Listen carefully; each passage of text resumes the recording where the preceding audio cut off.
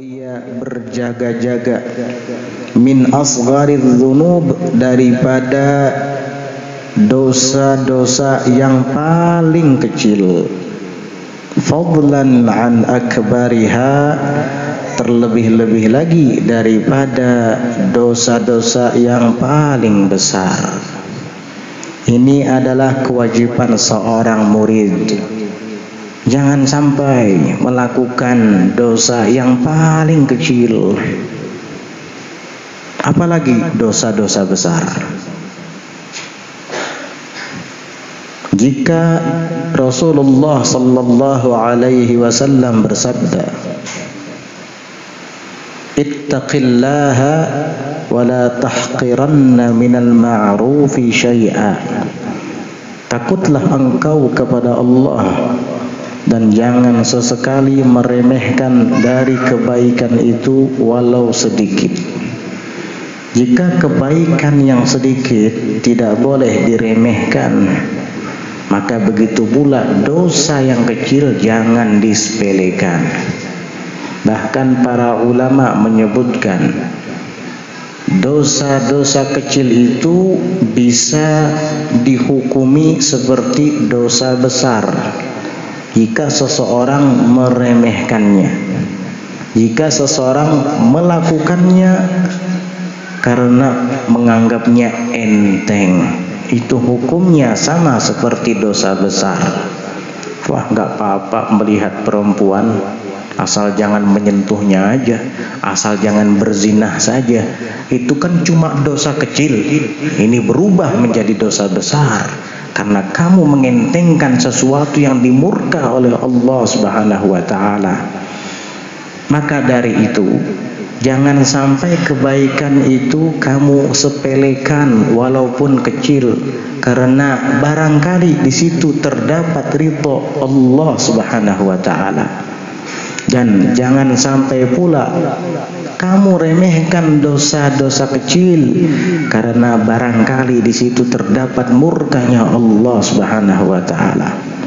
Ada orang yang selamat di akhirat lalu kemudian masuk surga karena perbuatan baik yang sepertinya kecil tapi ternyata besar di sisi Allah. Ada juga orang yang celaka kelak di akhirat hingga diazab karena dosa-dosa kecil yang kelihatannya kecil tetapi ternyata itu besar di sisi Allah Subhanahu wa taala, sehingga itu menjadi penyebab murka Allah kepadanya. Hati-hati, apalagi seorang murid yang katanya ingin menjalani jalan menuju ridhonya Allah, ingin menempuh tarik menuju Allah Subhanahu wa taala, maka hindari dosa-dosa kecil, apalagi dosa-dosa besar. Jangan kira puntung rokok yang kecil tidak bisa membakar gedung yang besar. Jangan kira obat nyamuk yang kecil itu tidak dapat menghanguskan perkampungan yang besar. Kadangkala ketika kita mendengar berita kebakaran besar, itu kadang penyebabnya sangat sepele. Gara-gara obat nyamuk terkena kasur, akhirnya menjadi besar dan kemudian terbakar, lalu merambat ke rumah yang satunya, diteruskan kepada rumah yang satunya lagi, hingga satu kampung menjadi abu. Penyebabnya hanya obat nyamuk. Kadangkala juga kita mendengar ada bangunan yang sangat besar bertingkat hangus terbakar, ternyata penyebabnya hanya karena sedikit konslet terjadi antara arus listrik. Langsung kebakar semua. Dan juga tidak jarang hutan terbakar sampai asapnya mengganggu. Ternyata hanya satu puntung rokok yang dilempar di musim kemarau, di saat rumput-rumput sedang kering, di saat ilalang sedang kering. Akhirnya puntung rokok itu membakar satu rumpun ilalang yang kemudian apinya menyebar kemana-mana sampai satu hutan dipenuhi dengan api dan asapnya dapat mengganggu berbagai negara. Ternyata penyebabnya hanya puntung rokok. Begitu juga betapa banyak dosa-dosa besar dilakukan oleh seseorang karena dulu ia melakukan dosa kecil dan meremehkannya. Akhirnya merambat kepada yang besar sampai yang paling besar. Orang tidak akan berzina kecuali pertama ia pacaran dulu, kenalan di media sosial, chatting-chattingan, janjian, lalu ketemuan, lalu pacaran, akhirnya sebulan 2 bulan berzina. Hati-hati, jangan anggap sepele. Punya smartphone, punya HP itu harus bijak, harus pintar dan pandai menggunakannya. Jangan asal menggunakan, akhirnya nanti akan terjerumus dalam yang haram, bahkan dosa besar. Waliyadzubillah. Innal ma'asi yajurru ba'daha ba'dha. Sesungguhnya maksiat-maksiat itu akan menarik sebahagian akan sebahagian yang lainnya. Tidak ada pecandu narkoba, pecandu minuman keras, kecuali asal mulanya ia melakukan secara kecil-kecilan dulu. Minum sehirup dulu, kemudian seteguk, kemudian segelas, kemudian sebotol, hari-hari, lalu kecanduan. Gak ada begitu minum langsung kecanduan, enggak. Sabu-sabu dimulai dari berteman, lalu kemudian diajak, lalu kemudian menolak, tetapi karena keseringan diajak akhirnya mau mencicipi, atau memang karena ada rasa penasaran. Wah, teman-teman saya nyabu-nyabu biasa-biasa aja, coba saya mau cicipin. Karena penasarannya itu, syaitan langsung menggunakan kesempatan itu. Dicicipi tidak ada rasa, dicicipi lagi mulai merasa, terus sampai akhirnya kecanduan, ketagihan. Waliyadzubillah. Itulah dosa. Dosa itu tidak langsung dilakukan secara besar-besaran, tetapi dimulai dari yang kecil-kecil, ditarik, akhirnya kamu tenggelam dalam dosa. Orang kalau sudah asyik bermain di lautan, lalu lupa dengan daratan, dia akan terus berenang ke tengah, akhirnya dia barulah sadar bahwa dia sekarang berada di tengah samudra yang sangat luas. Mau kembali lagi ke tebing sulit, bisa-bisa dia tenggelam. Itulah perumpamaan dosa. Hati-hati, jangan sampai dimulai melakukan dosa-dosa itu. Alal murid wa alal murid, dan wajib atas seorang murid itu an yahtariza, bahwa ia berjaga-jaga min asghariz dzunub, dari paling kecilnya dosa-dosa, fadlan an akbariha, terlebih lagi daripada yang paling besarnya di antara dosa-dosa. Asyadda, lebih kuat lagi, min ihtirazihi, daripada berjaga-jaganya ia, min tanawulis summil qatil, daripada mengkonsumsi racun yang membunuh, racun yang mematikan. Kamu takut untuk meminum racun yang mematikan? Iya. Kamu jaga dirimu agar tidak meminumnya? Pasti. Kalau kamu bisa menjaga diri daripada racun yang mematikan, maka kamu harus jauh lebih waspada lagi daripada dosa-dosa kecil, apalagi dosa-dosa besar. Asyad, lebih kuat lagi menjaga diri daripada dosa-dosa kecil, apalagi dosa besar, ketimbang menjaga diri daripada racun yang mematikan. Manusia semuanya takut dengan hal-hal yang membahayakan badannya, dengan hal-hal yang akan mencelakai jasmaninya. Takut manusia dengan itu semua. Maka Maka jika ia takut jasmaninya binasa, jasmaninya terluka, jasmaninya celaka, maka kamu atau dia lebih harus hati-hati lagi. Rohaninya cedera, rohaninya terluka, rohaninya binasa. Waliyadzubillah. Lebih menjaga, lebih kuat lagi daripada menjaga diri daripada memakan, mengkonsumsi atau meminum as-summil qatil, racun yang membunuh, maksudnya racun yang mematikan. Begitu seharusnya. Wa yakunu khaufuhu, dan adalah rasa takutnya itu lawirtakaba syai'an minha, jikalau ia melakukan sedikit daripadanya dosa-dosa tadi, rasa takutnya itu harus menjadi a'zama, lebih besar, min khaufihi, daripada takutnya ia lau akala summa, jikalau ia memakan racun. Kira-kira kalau kita menganggap maksiat itu lebih berbahaya daripada racun, pasti kita akan menjauhinya. Nih yang ada di sini, andai kata disuruh minum obat nyamuk, minum baygon, ada yang mau nggak? Nggak ada yang mau minum baygon. Nah, yang hadir di sini disuruh minum racun temek, tahu temek nggak? Atau racun tikus itu, ayo ada yang mau minum nggak? Nggak ada yang mau. Hah? Emang saya orang gila apa minum racun? Nah kan kamu menganggap orang yang minum racun itu orang gila.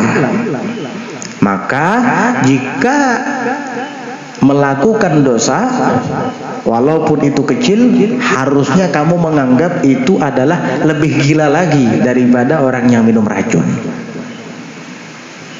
Begitu. Aneh ya, manusia kalau disuruh minum racun nggak mau, tapi disuruh minum minuman keras nggak usah disuruh, nyari sendiri dia. Padahal minum minuman keras jauh lebih berbahaya daripada minum racun. Kalau kamu minum racun, badanmu akan binasa. Tapi kalau kamu minum minuman keras, karena itu adalah dosa, bahkan dosa besar, maka yang bahaya dan binasa bukan hanya badan, tapi jasmani dan rohanimu sekalian. Tapi badan, agama dan imanmu sekalian, semuanya binasa. Waliyadzubillah. Hati-hati.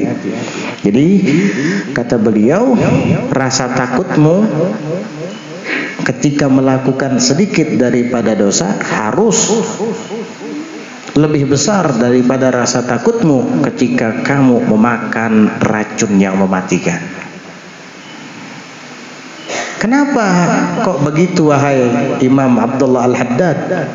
Wadzalika, dan yang demikian itu sebabnya li'annal ma'asiyah ta'malu fil qulubi 'amala summi fil ajsam, karena maksiat itu ta'malu, bereaksi, fil qulubi, di dalam hati, 'amala summi, sebagaimana reaksinya racun, fil ajsam, di dalam tubuh atau jasad.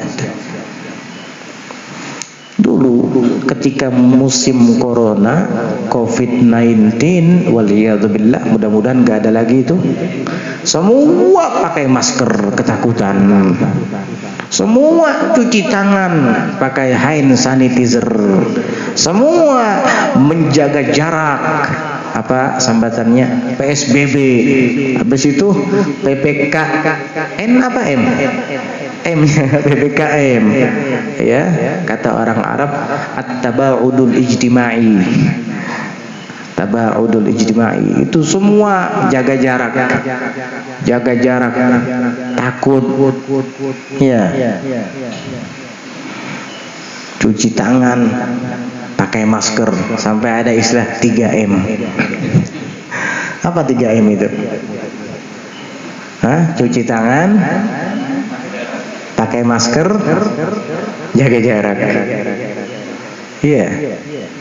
Jadi kalau sholatnya jaga jarak, tapi kalau ke pasar gesek-gesek begitu.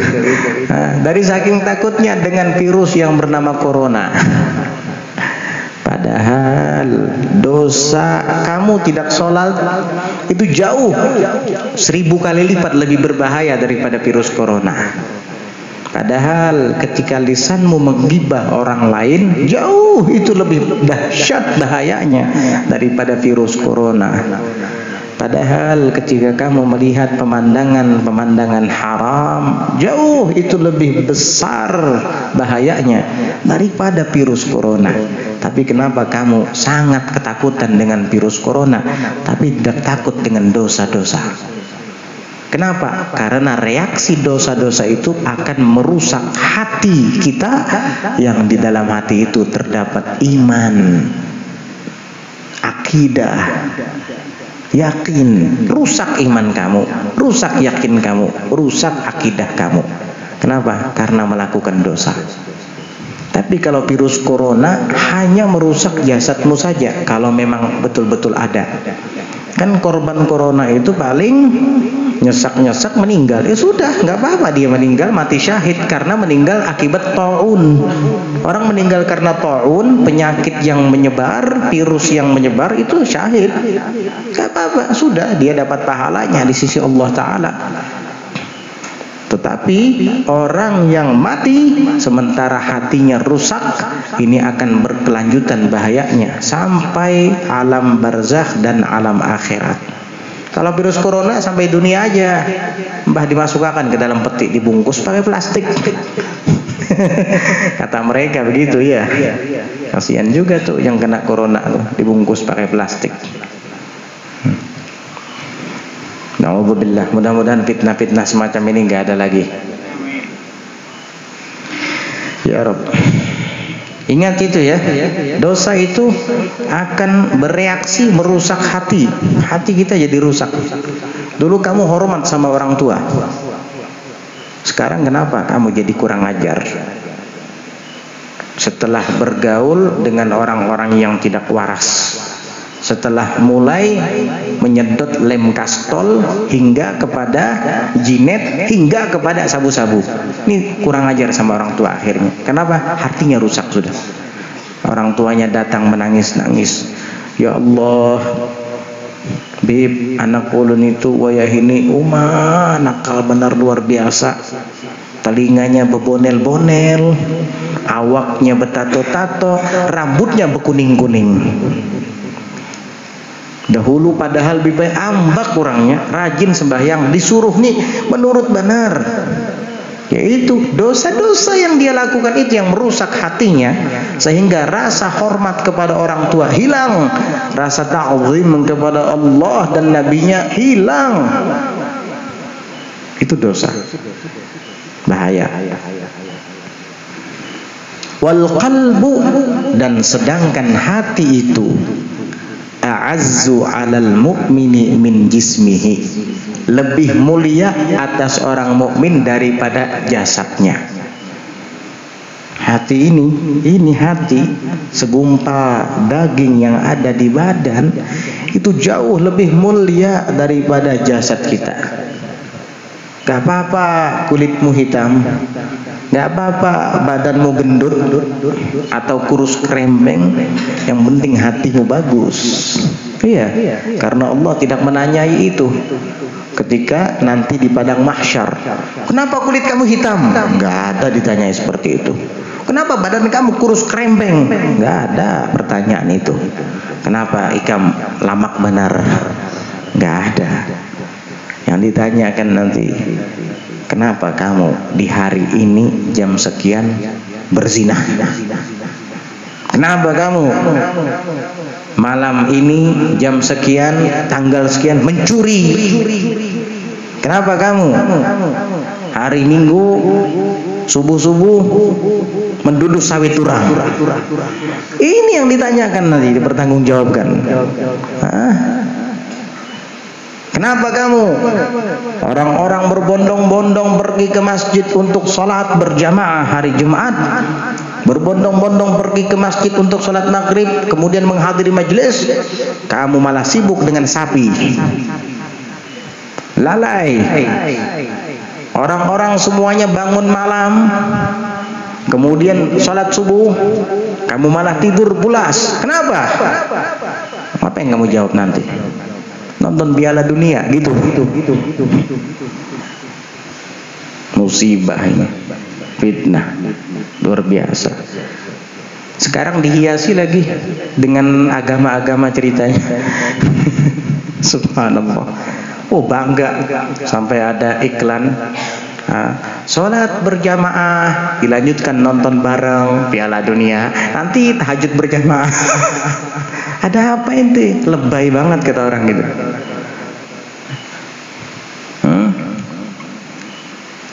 Jarang ada orang yang bisa menonton lalu kemudian jadi ahli ibadah. Ada nggak orang nonton bola jadi ahli ibadah? Itu nggak ada. Enggak, memang benar kok Beb, ratusan orang loh masuk Islam. Gak apa-apa, hatta jutaan gak apa-apa. Emang kenapa? Mereka masuk Islam bukan berarti Islam jadi mulia. Mereka yang jadi mulia gara-gara masuk Islam. Islam ini ya'lu wa la yu'la alaih, tinggi dan tidak bisa ditandingi ketinggiannya. Mereka yang harusnya bangga karena mereka masuk Islam, bukan kita orang muslim bangga karena mereka masuk Islam. Enggak. Emang kalau mereka tidak masuk Islam, Islam hina gitu, tidak mulia? Tetap mulia. Nah, ketika mereka masuk Islam tetap mulia, dan mereka yang jadi mulia karena masuk Islam, bukan berarti Islam jadi mulia karena mereka yang masuk Islam, bukan. Gitu. Akhirnya jadinya nonton bolanya kayak agamis sudah, kayak religi jadinya. Oh, nonton kayak dapat pahala gitu nonton main bola. Gara-gara mendengar orang banyak masuk Islam. Masya Allah, subhanallah, Allahu akbar. Waduh, lebay banget ente. Di sampingnya ada yang taruhan. Kayak gini, masya Allah, tabarakallah, sampai menang. Ayo, sejuta, 2 juta. Di sampingnya lagi ada jablay bikin kopi. Subhanallah. Agamis ceritanya gitu. Fitnah akhir zaman macam-macam. Ketujuh benar Habib tuh nyambati orang. Memang kenyataannya begitu. Bukan nyambati orang, kita cuma ngasih nasihat aja. Mau nurut ya silahkan, alhamdulillah. Silahkan. Ya. Nah, terus kamu nyaksikan orang-orang yang buka aurat itu di depan mata kamu. Itu dalam mazhab Malik loh, Beb. Aurat itu cuma kemaluan depan dan belakang saja, lutut nggak termasuk. Ente mazhabnya apa? Malik. Giliran kayak gitu nyari-nyari mazhab, mencari pembenaran. Iya. Udah gitu sujud syukur. Wow, gol sujud syukur. Aurat terbuka. Ya tahu tuh, dalam keadaan wudu nggak? Ngadep kiblat juga nggak ada. Sujud syukur itu ada tata caranya, takbirnya ada, niatnya ada. Habis itu sujud syukur, menghadap kiblat, pakaian yang rapi dan sopan menutup aurat, tempat sujudnya, pakaiannya, badannya bersih dari najis, sama seperti syarat sholat, syarat sahnya sholat. Lalu kemudian ada salamnya juga, nggak usah tasyahud, ini bukan sholat, sujud syukur. Allahu Akbar, niat di hati, asjudu li syukrillah, aku berniat sujud karena bersyukur kepada Allah. Menghadap kiblat, aurat tertutup, bersih dari hadas besar dan hadas kecil. Allahu Akbar, lalu langsung sujud. Setelah itu bangun, langsung salam, gak usah tasyahud. Assalamualaikum warahmatullahi. Sujud tilawah juga begitu, cuman beda niatnya aja. Kalau itu niat sujud syukur, kalau ini niat sujud tilawah. Begitu caranya. Jangan gol, sujud. Ada kok kaulnya, Bib, di dalam kitab Fathul Alam disebutkan tidak disyarat. Nih nyari-nyari kaul-kaul lagi, mencari pembenaran. Sudah ulama kita menyebutkan secara mu'tamad seperti itu, ya ikuti aja. Kalau ente cari-cari, anjing bisa nggak najis jadinya nanti. Suka banget di akhir zaman nih tasahul, menyepelekan, meremehkan. Makanya kalau kebanyakan baca kitab fikih ini bisa fasik akhirnya. Semua yang dianggap salah menurut kaul-kaul yang kuat bisa dibenarkan dengan kaul-kaul yang lemah itu. Sejak kapan ulama menganjurkan kita berpegang dengan pendapat yang lemah? Kecuali ketika darurat. Masa darurat? Main bola darurat. Emang kalau nggak main bola mati kamu? Kalau nggak nonton bola mati kamu? Kebanyakan minum pildun namanya ini. Tahu pildun nggak? Pildun itu lebih berbahaya itu daripada obat bius biasa. Iya, gara-gara minum pildun nggak bangun subuhnya. Siangnya tidur aja. Apa pildun? Itu piala dunia itu. Kebanyakan minum pildun. Ditelepon nggak ngangkat. Ulun guring bener, guru ai. Tadi hanya bangun jam 3 tadi. Lo kenapa? Malam tadi minum pildun. Piala dunia. Allahu Akbar. Hati-hati. Hal-hal yang membuat kita lalai, walaupun hukumnya hanya sekedar mubah atau bahkan makruh, itu akan menghantarkan kita kepada dosa kecil, kemudian menghantarkan kita kepada dosa besar. Na'udzubillah.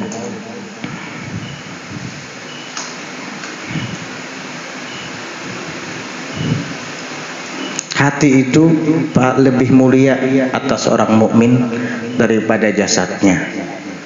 Bal ra'su malil murid, bahkan hati itu, bahkan ra'su malil murid, modal seorang murid. Ra'sul mal itu kepala harta, maksudnya modal. Bahkan modal seorang murid, hifdzu qalbihi wa imaratuh, adalah memelihara hatinya dan memakmurkannya.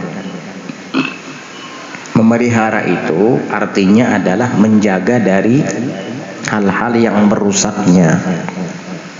Apa sih hal-hal yang merusaknya? Ya dosa-dosa tadi. Wa imaratuhu, dan memakmurkannya. Memakmurkannya itu apa? Yaitu menghiasinya dengan akhlak-akhlak yang terpuji. Tawadhu, merendah diri. Ikhlas, tidak riya. Kemudian rahmah, kasih sayang. Tidak bughd, benci. Tidak hilim, penyantun. Dan di dalamnya mahabbah, ada rasa cinta, tidak hasud dengki kepada orang, tidak hegit dendam kepada orang. Itu arti memakmurkannya, dijaga, dimakmurkan. Itu tugas murid, menjaga hati dari penyakit-penyakitnya, dari dosa-dosa, dan memakmurkannya dengan sikap-sikap yang mulia. Wal jismu, dan jasmani atau badan, gharadun, adalah target lil afati, bagi penyakit-penyakit. Itu jasad kita ini targetnya penyakit. Iya. Kadang kena flu, kadang kena demam, kadang sakit mata, kadang sakit perut, kadang gagal ginjal, kadang paru-paru basah, kadang kala jantung. Itulah jasad. Apalagi semakin tua semakin melemah, itulah jasad. Gharadun lil afat, target bagi penyakit-penyakit, itu jasad. Wa amma qaribin yutlafu bil maut, dan dari jangka waktu yang dekat, yutlafu, dia akan dibinasakan bil maut, dengan kematian. Itulah akhir episode kehidupan jasad. Mulai dari kecil segar bugar sampai kemudian jadi seorang pemuda kuat dan kekar, sampai kemudian jadi orang yang tua, melemah sehingga menjadi renta. Akhirnya sakit, meninggal. Itulah akhir episode perjalanan jasad. Kalau sudah meninggal, episode hidup di dunia habis. Maka jasad itu menjadi jatah cacing-cacing tanah dan ulat belatung yang ada di dalamnya. Habis. Itu marhalah, episode perjalanan jasad. Walaysa fi dhahabihi illa mufaraqatud dunya an-nakidati an-naghisati. Dan tidak ada di dalam perginya jasad itu, di dalam lenyapnya jasad itu, illa melainkan hanya mufaraqatud dunya an-nakidati an-naghisati, hanya berpisah daripada dunia yang nakidah, membuat susah payah, an-naghisah lagi membuat sulit. Ya, dunia ini tempat membuat kita bersusah payah, an-naghisah, dan yang menyulitkan kita. Itu saja akhir episode perjalanan jasmani yang kamu jaga dari racun yang mematikan tadi, yang kamu jaga dari penyakit-penyakit yang akan menyerangnya, yang kamu ketakutan jika ia terkena virus corona atau virus-virus lainnya. Itu akhir perjalanannya, mati juga. Berpisah daripada dunia yang melelahkan dan dunia yang memayahkan ini. An-nakidah melelahkan, an-naghisah membuat susah payah. Itulah dunia. Sudah habis, masuk ke dalam tanah, menyatu dengan tanah. Jadi makanan cacing-cacing di dalamnya. Dihurung ulat belatung. Tinggal tulang belulang yang kemudian kropos dan menyatu dengan tanah. Kalau sudah dinyatakan habis, boleh digali lagi, dibongkar untuk memasukkan mayat baru ke dalamnya. Itulah episode jasmani, jasad habis dari tanah kembali kepada tanah. Sudah. Wa ammal qalbu, dan adapun hati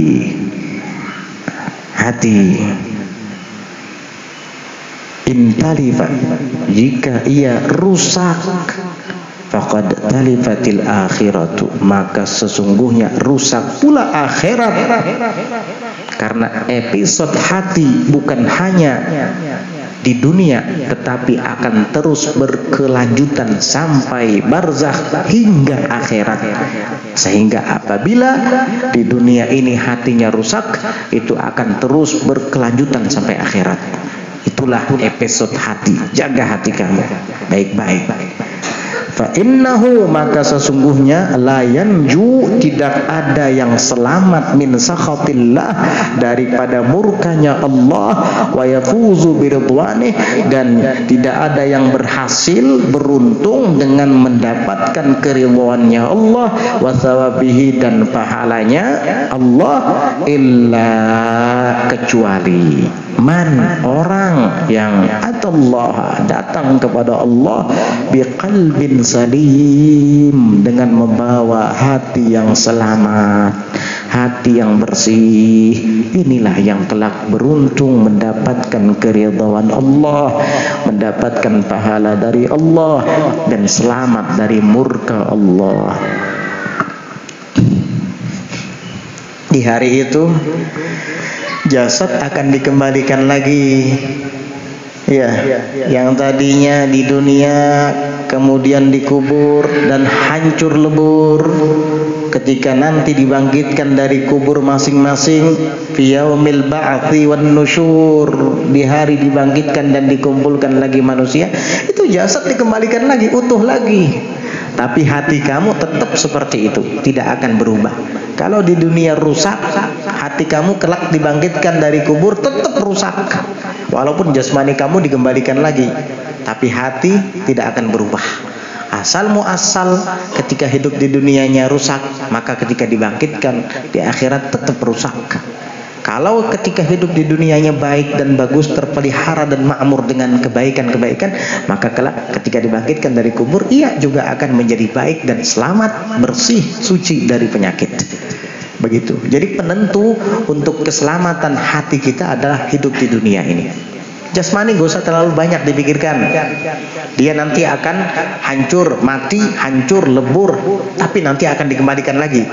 Tapi hati ini tetap sebagaimana dia mati. Innama yub'atsun nasu ala niyyatihim. Di dalam hadis Rasul bersabda, hanya saja manusia itu dibangkitkan menurut niat-niat mereka. Niat ini perbuatan jasad apa hati? Hati kan? Ya berarti kamu dibangkitkan menurut niat yang ada di hatimu. Biasanya orang baik itu ketika meninggal dunia di dalam hatinya menyimpan niat-niat yang baik pula.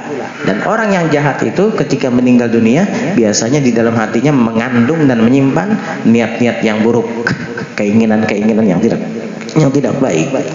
Waliyadzubillah. Allah berfirman, "Yauma la yanfa'u malun wala banun illa man atallaha biqalbin salim." Di hari itu, hari kiamat, tidak ada gunanya lagi harta benda. Itu uang kamu yang ada di bank, yang saldonya setiap minggu kamu cek, wah masuk lagi nih, wah masuk lagi nih, sekian puluh juta, sekian ratus juta, sampai uangnya em-eman, itu gak ada gunanya di akhirat. Gak ada gunanya, gak akan menyelamatkan kamu. Wala banun, dan anak-anakmu juga tidak akan menyelamatkan kamu, tidak ada manfaatnya lagi. Ya bolehlah ketika hidup di dunia anak-anakmu di rumah bisa menolong kamu. Nah, abah lagi sakit kepala, tolong pijitin kepala abah. Anak kita akan memijitkan kepala kita. Nah, tolong bikinkan abah kopi. Mama lagi sibuk tuh nyuci pakaian. Anak kita bisa bantu bikinkan minum untuk kita. Iya. Nak, temanin abah yuk. Abah mau pergi menurih karet. Anakmu akan ikut bersamamu di dunia, tapi di akhirat nafsi-nafsi. Enggak ada anak, enggak ada istri, enggak ada orang tua. Yauma yafirrul mar'u min akhihi wa ummihi wa abihi wa sahibatihi wa banihi. Likulli imri'in minhum yawma idzin sya'nun yughni. Seorang lari dari saudaranya, lari dari ibu dan bapaknya, lari dari istrinya dan anak-anaknya. Masing-masing di antara mereka sibuk dengan urusannya. Ketakutan, nafsi-nafsi. Itu di hari kiamat. Tidak ada gunanya sudah harta dan anak-anakmu. Illa, kecuali yang selamat di hari itu man atallaha, orang yang mendatangi Allah. Dengan apa? Dengan membawa uang banyak, dengan membawa anak-anak keturunan yang banyak tadi, dengan membawa aset-aset berharga dunianya? Tidak, bukan. Man atallah, orang yang datang kepada Allah biqalbin salim, dengan membawa hati yang selamat, hati yang bersih. Bersihkan hatimu agar selamat kelak di akhirat. Karena kesempatan untuk membersihkan hati itu hanya di dunia saja.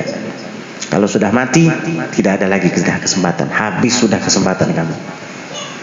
Allahu Akbar. Kalau sudah habis kesempatan itu, maka hati kamu rusak, hati kamu kotor. Ketika nanti dibangkitkan dari kubur, dikumpulkan di padang mahsyar, ya begitu sudah hati kamu. Ketika kamu mati, maka ketika itu pula hati kamu dibangkitkan. Walaupun jasad dikembalikan utuh lagi, tapi hati tetap seperti itu. Matinya rusak, dibangkitkan tetap rusak. Meninggalnya dalam keadaan baik, dibangkitkan, maka hatinya juga dalam keadaan baik, bersih. Jadi ini dunia. Di sini nih, di waktu sekarang pian berada ini, hidup saat ini. Inilah waktu untuk pian membersihkan hati, untuk kita semua mensucikannya dari kotoran-kotoran, menyelamatkannya dari penyakit-penyakit, supaya menjadi qalbun salim, hati yang selamat. Tinggalkan dosa-dosa dari sekarang. Tinggalkan tuh maksiat-maksiat, tinggalkan tuh kelalaian-kelalaian. Kapan lagi? Ad-dunya sa'ah faj'alha ta'ah. Dunia hanya sesaat, maka jadikanlah ia ladang untuk berbuat taat. Tidak ada lagi sudah waktu untuk lalai. Umur kamu semakin hari semakin berkurang. Kapan lagi? Jangan nunggu tua. Kalau muda saja kamu nggak beribadah, tua lah, tua apalagi. Jangan harap. Kalau kamu punya uang sedikit tidak mau sedekah, apalagi punya uang banyak. Uang sedikit aja sayang, apalagi uang banyak. Gak bakalan mau sedekah kamu. Di masa muda saja malas ibadah, apalagi tua.